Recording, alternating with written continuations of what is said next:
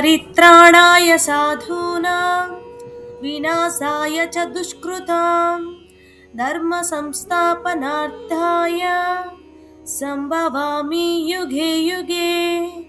పద అర్థం చూద్దాం రండి.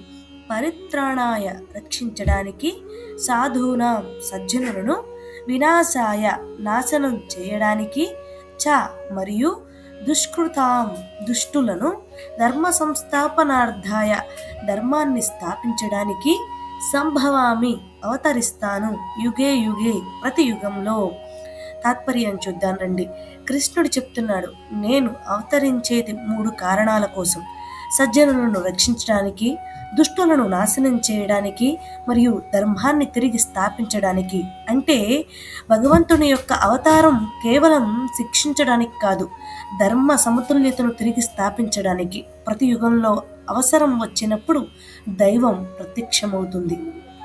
హరే కృష్ణ.